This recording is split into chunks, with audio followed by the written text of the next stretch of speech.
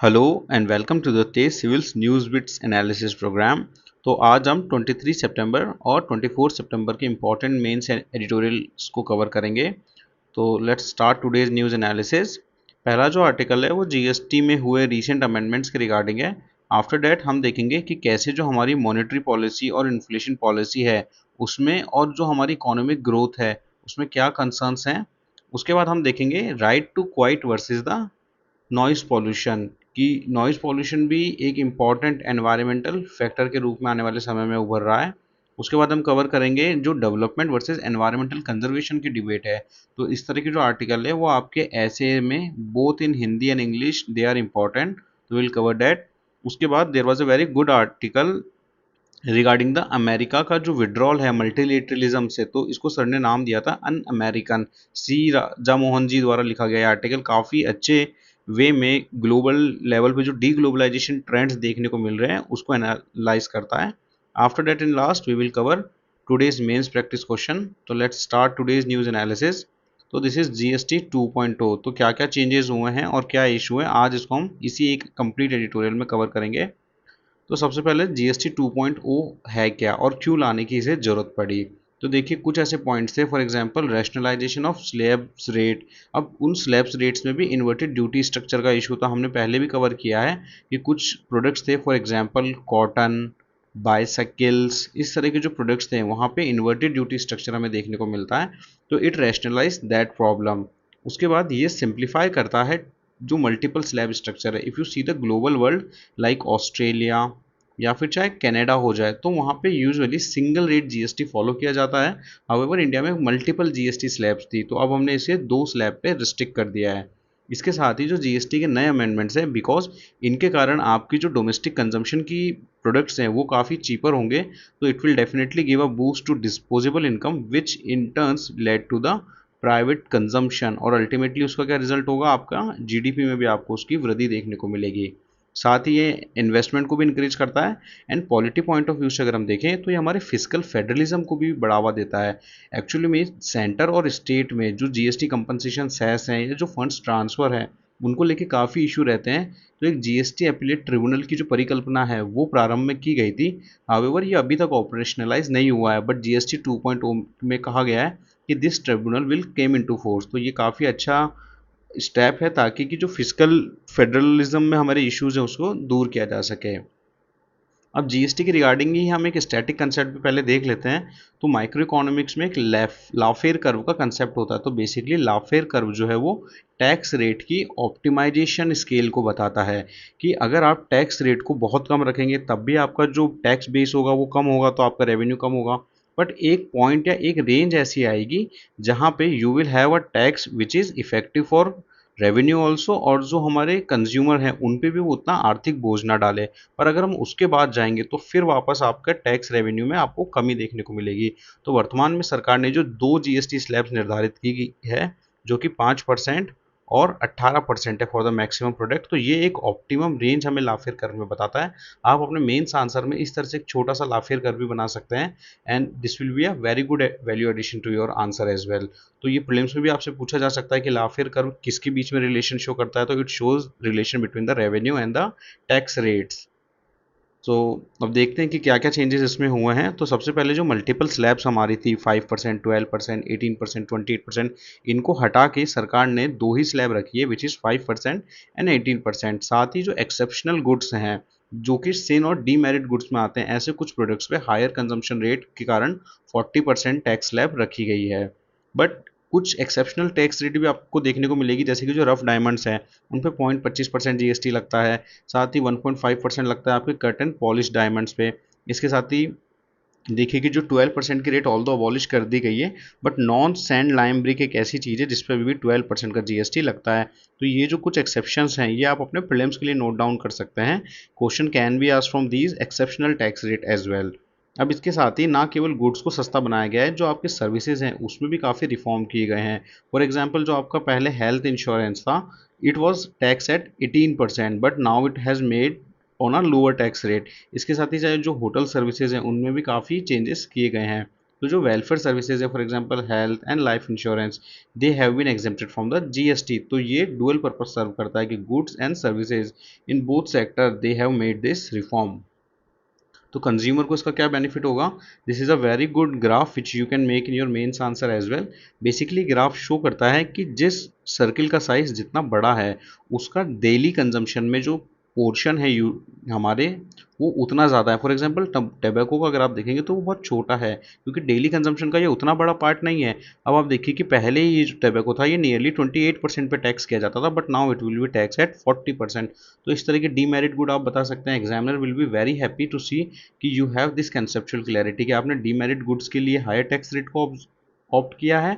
उसके बाद जो आपके डेली कंजम्पशन प्रोडक्ट्स हैं लाइक हेल्थ इंश्योरेंस के आपने टैक्स रेट को कम किया है, आपके जो फूड आइटम्स हैं उन पर टैक्स रेट को कम किया है। तो using this simple graph only, इसको आप थोड़ा और सिंपलर वे में बना सकते हैं। You don't need to write so much of the product. आप दो तीन इसेंशियल कमोडिटीज लिख सकते हैं, दो तीन सिन गुड लिख सकते हैं और दो तीन सर्विसेज लिख सकते हैं। तो that will make your answer holistic and complete. तो आप ऐसा एक अच्छा सा चार्ट एग्जाम में ड्रॉ कर सकते हैं। अब ये तो थे कि जीएसटी में जो चेंजेस हुए हैं उससे पॉजिटिव इम्पैक्ट क्या आएंगे, बट अभी भी जो एग्जिस्टिंग जीएसटी है उसमें काफ़ी इश्यूज है, तो उन्हें हम नोट डाउन कर लेते हैं। तो the first issue is the inverted duty structure. Although सरकार ने कुछ ऐसे सेक्टर्स हैं, फॉर एग्जांपल टेक्सटाइल, जहाँ पे इस ड्यूटी स्ट्रक्चर के प्रॉब्लम को खत्म कर दिया है, but there are other sectors जहाँ पे ये अभी भी एग्जिस्ट करता है। फॉर एग्जाम्पल अगर आप स्टील पर टैक्स देखें तो steel is still tax eight 18%। But जो बाइसिकल्स हैं ये पहले 12% पर टैक्स की जाती थी, अभी ये 5% पे टैक्स की जा रही है। दैट मीन्स कि जो इनकम, जो आपका टैक्स क्रेडिट है वो अक्यूमुलेट होता रहेगा, जो आईटीसी है वो अक्यूमुलेट होता रहेगा, क्योंकि आउटपुट पे टैक्स कम है और इनपुट पे टैक्स ज़्यादा है। तो वी आर होपिंग कि जो इन्वर्टेड ड्यूटी स्ट्रक्चर है इसमें आने वाले मेंस से क्वेश्चन पूछा जा सकता है, because it's a very good concept. तो इस तरह के जो प्रोडक्ट्स हैं उसमें टैक्स अक्यूमुलेशन और क्रेडिट अक्यूमुलेशन के कारण इश्यूज आते हैं कैपिटल ब्लॉकेज के, लिक्विडिटी क्रंच होती है स्मॉल एमएसएमई के लिए, जो वर्केबिलिटी कैपिटल है वो कम हो जाती है। और इससे जो कौन कौन से सेक्टर प्रभावित हो रहे हैं, टेक्सटाइल, स्टील, फुटवेयर। तो ये जो प्रॉब्लम है कुछ सेक्टर में सरकार ने दूर करी है, बट स्टिल काफ़ी ऐसे सेक्टर है जहाँ पे इसे फुल्ली रिजॉल्व किया जाना बाकी है। इसके बाद रेवेन्यू कंसर्न्स हमें देखने को मिलेंगे। तो गवर्नमेंट की जो रिपोर्ट है इट सेज कि नियरली 48,000 करोड़ के revenue implication, government has very carefully use this word revenue implications, not the loss. तो ये रेवेन्यू इम्प्लीकेशंस हमें देखने को मिलेंगे। इसके बाद जो सर्विसेज हैं it is still highly tax, कि गुड्स पे तो काफ़ी जगह आपने टैक्स कम किया है, but when it comes to the services, for example आपकी जो प्राइवेट एजुकेशनल सर्विसेज हैं they are still tax at the 18%। तो इसका जो इम्पैक्ट है वो आता है आपके middle class and business class पे। इसके साथ ही ये तो यूज़र के पर्सपेक्टिव से थे, अब आप देखिए कि बिजनेस के पॉइंट ऑफ व्यू से क्या क्या इशू है। एक तो आपका कंप्लाइंस बर्डन है कि जो स्मॉल फर्म्स हैं उनके लिए ई वे बिल्स को फाइल करना या ऑनलाइन जो फाइलिंग है उसमें भी काफ़ी इश्यूज आते हैं। साथ ही जो इनपुट टैक्स क्रेडिट का क्लेम करने का प्रोसीजर है it is also a cumbersome. साथ ही रिफंड में डिले देखने को मिलते हैं because of the inverted duty structure. इसके कारण अगेन क्या होता है, आपकी जो वर्केबिलिटी कैपिटल है वो कम हो जाती है। साथ ही एक इम्पॉर्टेंट कंसर्न ये है, आपने न्यूज़ में भी सुना होगा कि ऑल्दो सरकार ने टैक्स कम किया है, बट क्या ये जो प्राइस है ये कस्टमर तक डाउन होगा या नहीं होगा, there is a doubt regarding that. तो this was a table which was we covered in the previous news analysis. तो बेसिकली इट शोज़ कि जब टैक्स रेट में 18% से 5% का रिडक्शन किया गया तो आपके effective fall in tax rate तो 72% का हुआ, बट आप देखिए कि जो कमोडिटी की प्राइस है उसमें केवल 11% का चेंज देखने को मिला। इसी तरह से अदर टैक्स स्लैब्स में भी अगर आप देखेंगे तो नियरली आप देखेंगे कि 7 to 11% का ही रिडक्शन आपको देखने को मिलेगा। और इसमें भी अगर कंपनीज द्वारा ऑल्टरेशन किया जाता है if they raise their base price, तो that will be a case to see कि ये जो इफेक्टिव प्राइस पास है ये हो पाएगा या that will have a cumbersome effect. After that we will see a uneven impact. तो ये जो हमने चार्ट में कवर किया तो अलग अलग जो कमोडिटीज़ हैं उन पे अलग अलग तरह का इफेक्ट, किसी पे टैक्स रेट कम हुआ है, किसी पे ज़्यादा हुआ है, तो उस पर भी एक इशू है। सो जीएसटी हमारे लिए इंपॉर्टेंट क्यों हो जाता है, आप देखिए कि 2020 यूपीएससी में क्वेश्चन पूछा गया कि explain the rational behind the GST act of 2017। तो पहला पार्ट तो बहुत सिंपल है, अभी हमने जो जीएसटी 2.0 के 4 पॉइंट कवर किए, इसी तरह आपसे पूछा जा सकता है कि जीएसटी 2.0 के आप मेन एम्स बताइए। But after that the question is कि हाउ वाज कोविड-19 impacted the GST compensation fund and created new federal tension. तो देखिए यूपीएससी ने बहुत ही अच्छे तरीके से पॉलिटी और इकोनॉमी को दोनों को कंबाइन करके क्वेश्चन पूछा है। And RPSC is also moving towards analytical question, so you should be prepare towards these question. तो हमने जो फिजिकल फेडरलिज्म का पॉइंट यूज किया था, you can use such points here also. इसके बाद 2019 यूपीएससी में पूछा गया कि enumerate the indirect taxes which have been subsumed in GST. तो ये भी स्टैटिक का क्वेश्चन है, बट जो फॉलो अप क्वेश्चन है वो है कि also comment on the revenue implication of GST introduce in India. तो this is a good analytical question. RS 2016 में आपसे सिंपल सा ड्यूअल टैक्स स्ट्रक्चर पूछा गया था, हमने पहले भी कवर किया है, but now we are hoping a very good and analytical based question on GST in the upcoming RS mains. तो you prepare this topic in a well analytical way. अगले आर्टिकल की तरफ बढ़ते हैं। तो second article is regarding the fiscal and monetary policy. तो जो मुद्रास्फीति है विच इज़ आर इन्फ्लेशन, तो गवर्नमेंट ऑफ इंडिया इन्फ्लेशन को टारगेट करने का जो काम देती है वो it is interested with the RBI. तो आरबीआई को 2016 में एक न्यू अमेंड के द्वारा ये पावर दी गई ताकि वो मुद्रास्फीति का जो लक्ष्यीकरण है उस नियम को अपना सके। तो आरबीआई द्वारा एक सहिष्णुता बैंड को अपनाया गया जिसमें कि टैक्स रेट को 4 ± 2% तक रखा गया कि आरबीआई को इन्फ्लेशन को टारगेट करना है 2 to 6% की रेंज में। But there are some concerns, तो उसको हम देखेंगे। तो this was the PIB notification which release in 2016, जब आरबीआई एक्ट 1934 में फाइनेंस एक्ट 2016 के द्वारा अमेंडमेंट किया गया। And it provided RBI with the power and responsibility to ensure the price stability. साथ ही बेंचमार्क पॉलिसी रेट जो कि रेपो रेट भी कहा जाता है उसको डिसाइड करना ताकि हम इन्फ्लेशन को कंट्रोल कर सकें, ये पावर भी आरबीआई को दी गई। तो आरबीआई को एक पॉलिसी टारगेटिंग दी गई जिसमें कि इन्फ्लेशन टारगेट हमारा 4% था, जिसकी अपर टॉलरेंस लेवल हमने रखी 6% एंड लोअर टॉलरेंस लेवल हमने रखा 2%। अभी जो मॉनेटरी पॉलिसी कमेटी बनाई गई इसका स्ट्रक्चर क्या होता है, तो इसमें 6 मेंबर होते हैं जिसमें कि 3 मेंबर जो होते हैं वो आरबीआई से आते हैं और 3 मेंबर जो हैं वो सेंट्रल गवर्नमेंट द्वारा अपॉइंट किए जाते हैं। तो this monetary policy committee is important for your both prelims and mains as well. अब कौन कौन से क्वेश्चन पूछे गए थे उन्हें देख लेते हैं। तो यूपीएससी 2024 में काफ़ी अच्छा और इमर्जिंग क्वेश्चन पूछा गया क्योंकि मॉनेटरी पॉलिसी कमेटी की जो इफेक्टिवनेस है और उनका जो इन्फ्लेशन टारगेटिंग क्राइटेरिया है, now question has been raised by the former chief economic advisor, so we can expect a good analytical question from this. UPSC ने पूछा कि what are the causes of persistence high food inflation in India, comment on the effectiveness of the monetary policy. तो ये जो topic है effectiveness of the monetary policy, तो you can prepare a 1 pager on this and we can write this answer. So are इसी तरह RS में आप देखिए कि आरएस ने पूछा कि what is inflation targeting framework of reserve bank of India. तो ये जो पीआईबी का आर्टिकल है आप इससे एज इट इज़ अपना आंसर फ्रेम कर सकते हैं। इसके साथ ही 2018 में नेगेटिव इंटरेस्ट रेट के बारे में भी आपसे पूछा गया था। तो मॉनेटरी पॉलिसी काफ़ी अच्छा टॉपिक है and we are expecting a good analytical based question, क्योंकि आप देखिए कि स्टैटिक क्वेश्चन पूछा जा चुका है। Now you should be ready from such kind of question. Let's move toward the next article. तो थर्ड आर्टिकल जो है it's regarding the environmental issue. तो नॉइस पॉल्यूशन जो है ये भी एक मेजर एनवायरमेंटल कंसर्न है, बट ये जो है it is a unacknowledged concern in the Indian cities. अगर आप देखें तो आपका जो नॉइस पॉल्यूशन है it is also considered as a pollutant under our air prevention and control of pollution act. तो आपसे प्रीलिम्स में पूछा जा सकता है कि क्या नॉइस भी एक एयर पॉल्यूटेंट है। Yes definitely, if you see the 1981 act it recognise that noise is also a pollutant under the air pollution act. अब नॉइस पॉल्यूशन जो है उसके क्या क्या लेवल रखे गए हैं, तो डब्ल्यू जो है वो रिकमेंड करता है कि day time exposure should be less than 55 dB। अगर हम इंडिया की बात करें तो as per our noise pollution regulation and control rules 2000 हमने लिमिट सेट करी है 55 dB मॉर्निंग में 6 AM से लेकर इवनिंग में 10 PM तक and 45 dB at the night. But हमारे कुछ इश्यूज हैं या हमारे फेलियर हैं जिस वजह से हम इन गाइडलाइंस को एनफोर्स नहीं कर पाए। तो सबसे पहला जो इशू आता है that is of the poor monitoring, कि इनकी जो मॉनिटरिंग है वही पुअर है। हमारे जो सेंसर्स हैं वी हैव नॉट सिस्टम, हमारे जो सेंसर्स हैं हमने उसको लार्ज स्केल पे डिप्लॉय नहीं किया है, तो हमारे पास जो नॉइस डेटा है वो भी उतना इफेक्टिवली नहीं है। और जब तक आपके पास डेटा नहीं होगा तब तक आप एक बेटर टारगेटिंग एक्शंस नहीं ले सकते। सेकेंडली कुछ स्ट्रक्चरल और कल्चरल बैरियर्स भी हैं जो कि इसके इन्फोर्समेंट को रोकते हैं। फॉर एग्जाम्पल नॉइस हो गया, for example noise है it is still not considered as a harmful thing and it is a widely commonly practice कि हमारे जो social customs होते हैं marriage and other we usually violate this rule without having any second thought about these.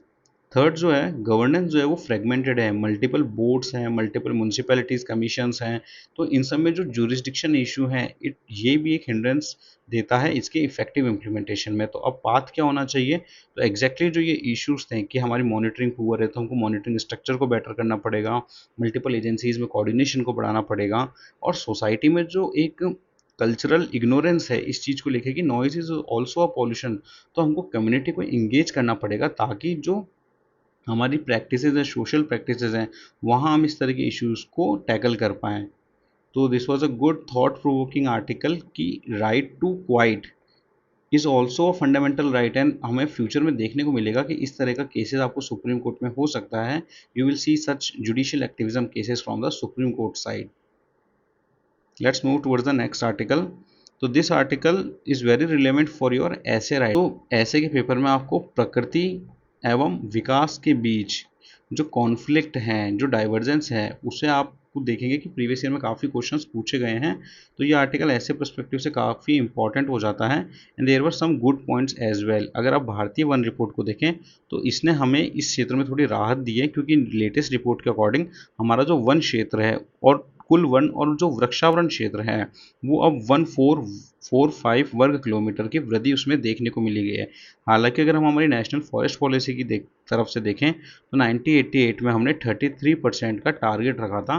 तो अभी भी हमारा जो total forest and tree cover है इट इज़ ओनली 25%, तो अभी भी हम हमारे नेशनल टारगेट से काफ़ी पीछे हैं। इसके साथ ही इसमें जो एक मेन मुद्दा है इट कम्स की जो शहरीकरण है, जो अनसस्टेनेबल अर्बनाइजेशन हो रहा है, ये भी प्रकृति और जो विकास के मध्य जो कॉन्फ्लिक्ट है उसको बढ़ा रहे हैं।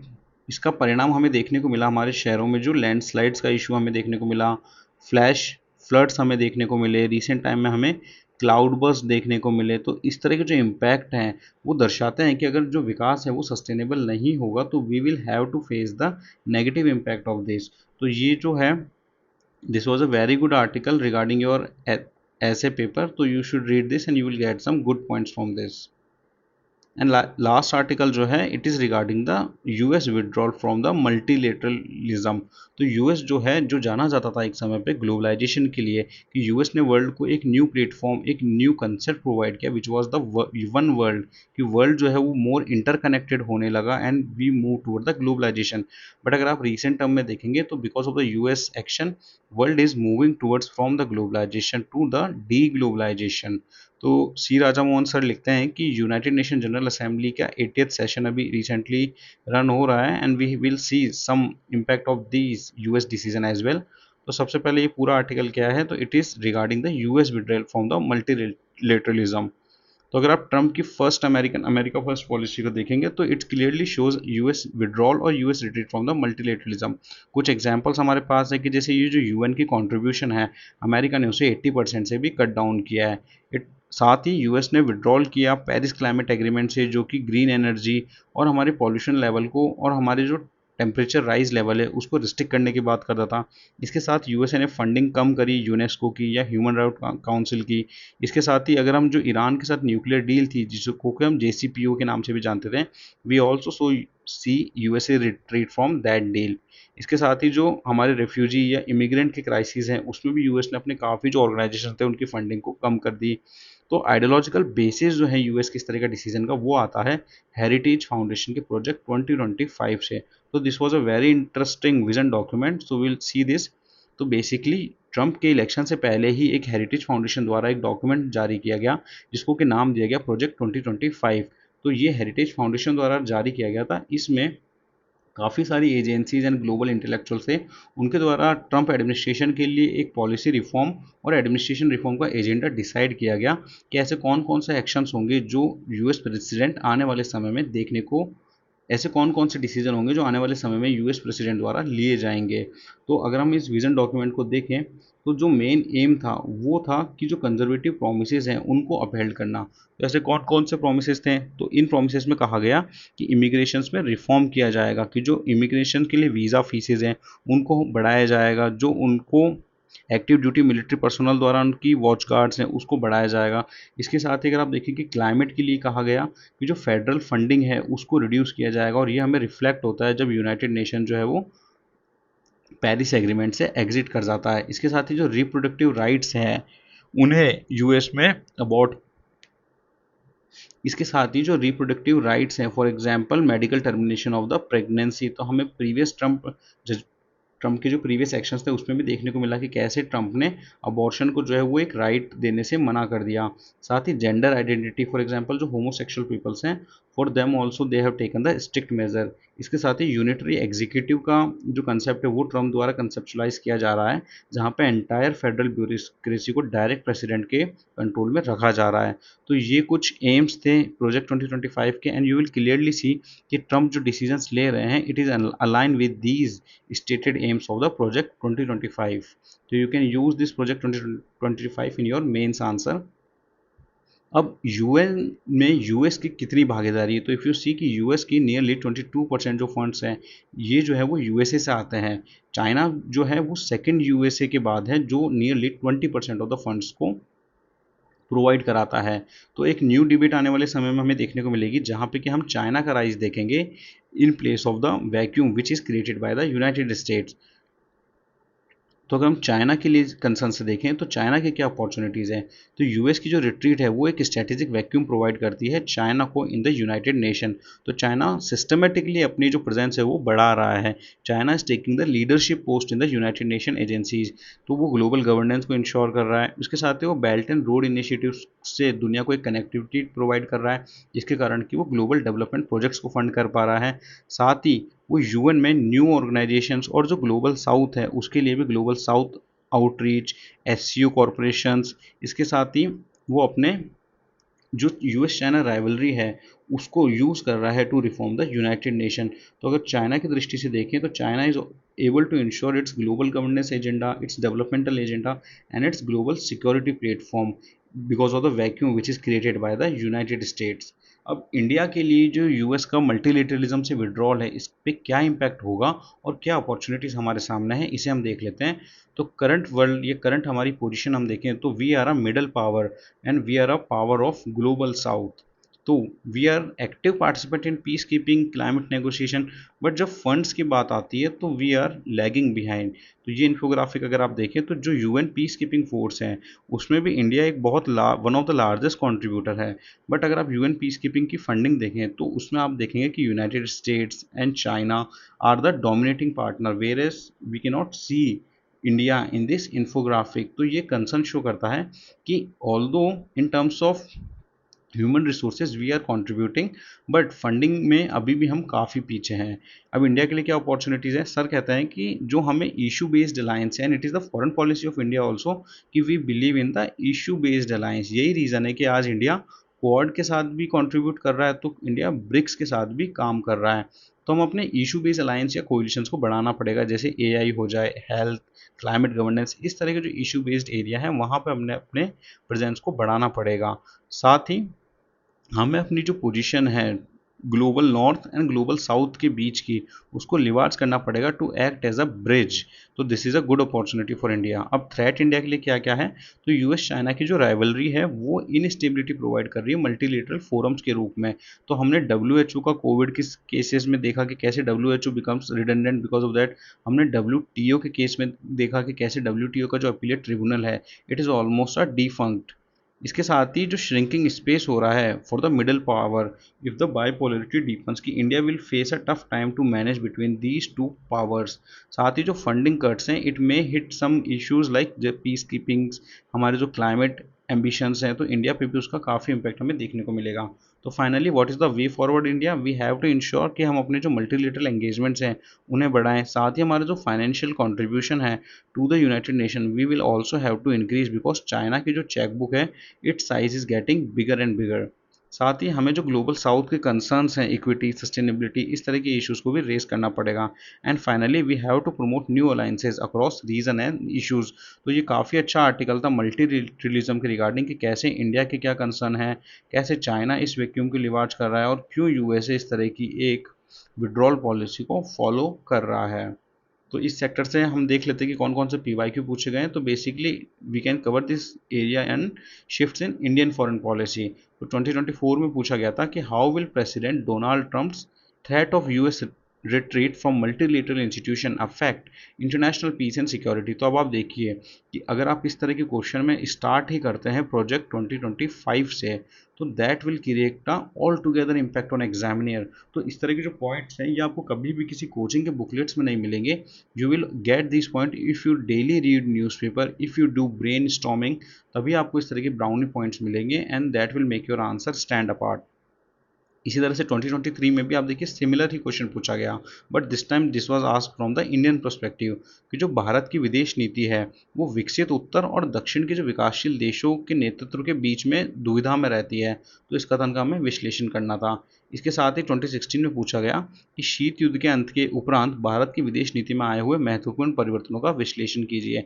तो ये एक ऐसा एरिया है जहाँ से रिपीटेडली क्वेश्चन पूछा जा रहा है, तो you should be aware about such policy shifts. And lastly we will see today's practice question. तो ये जो क्वेश्चन है इट इज़ कि बहुपक्षीय संस्थाओं से ट्रंप की जो वापसी है वो अमेरिकी विदेश नीति में एक महत्वपूर्ण मोड़ है। इसने एक और जहाँ चीन को अपना प्रभाव बढ़ाने का अवसर दिया है, वहीं भारत के लिए एक जोखिम और अवसर दोनों की स्थिति लेके आई है और आपको करना है आलोचनात्मक परीक्षण। तो अब इसमें क्या क्या इंपॉर्टेंट पॉइंट है, सबसे पहले आपको एक डायमेंशन याद रखनी है कि यूएस का जो मल्टीलेटरलिज्म से विड्रॉल है, तो आप इसके इंट्रो में स्टार्ट कर सकते हैं प्रोजेक्ट 2025 से। उसके बाद आपको कवर करना है कि how it has created the vacuum for the China. साथ ही नेक्स्ट पार्ट में आप कवर करेंगे कि कैसे इंडिया के लिए ये रिस्क भी है और अपॉर्चुनिटीज़ भी है।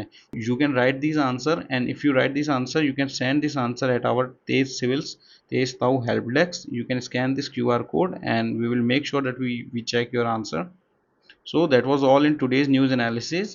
If you like our initiative, please do consider hype, share, like and subscribe. And don't forget to watch the free classes which Tej Civils is providing for you. Thank you and stay tuned to the Tej Civils platform.